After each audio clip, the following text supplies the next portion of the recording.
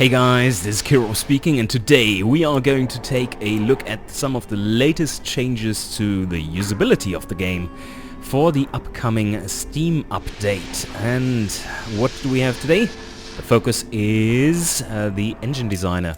Several changes are in there, still very rough. This is just the first iteration of the implementation. So don't expect wonders, and yeah, I will point out some bugs as well, what is not expected behavior. Let's build a new engine. This, for instance, is not expected behavior, but on the other hand, this is expected behavior now. So instead of having a big description window on the side here, which you can fold in or fold out, you now have tooltips by clicking on the label on top, so that this area not only tells you whatever is beneath, but also has a functionality beyond that. And that's working pretty nicely. So what I want to do today is show you the new, another new feature, which you probably will enjoy. And for that I will build an, let's say, just inline 4 economy engine, and I will be right back after I've completed it.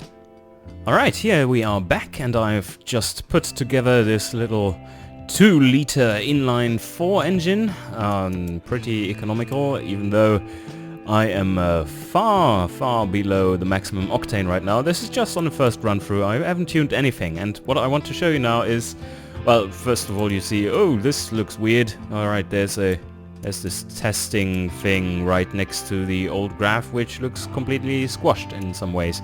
Yeah, that's all true. It's not fine-tuned yet, but there's new functionality in here. So let's go back and let's tune this engine to become a sports engine. So we go back here and you see, whoop, why are the graphs still there? Well, they are here to stay. And what we're going to do is, whoop, do you see that? Do you see that? The numbers are not changing. That's a bug still, or not implemented yet. But the calculations are running. As soon as you touch the slider, the new calculations are kicking in, and you can try it out and fool around. So let's make another 2-liter engine, but a more sporty version. So just like this. And now we go for the forged and I-beam steel. Of course, no changes there. And now, that's so amazing. Let's see. Put up the compression a bit. As you can see, yep, compression. Whoop. Gives you better eco, and yeah, you can also see now we are knocking, so the differences in power are huge there. So there you go. You see there are some shades here for the previous graph. So if when you make larger selections of change, then you can see that the old curves are also shown at the same time. And now what we want to do is try out the cam profile. You see this? Ah, really nice. Now you can right on the spot tune your engine to your liking. And as you can see, that's working really nicely. Anyway, we can go on from here, but we first want to make it a bit more sporty. Push it back, but this all seems weird. So what do we have here? We need to up the exhaust, but first of all, up the... yeah, that's looking pretty cool.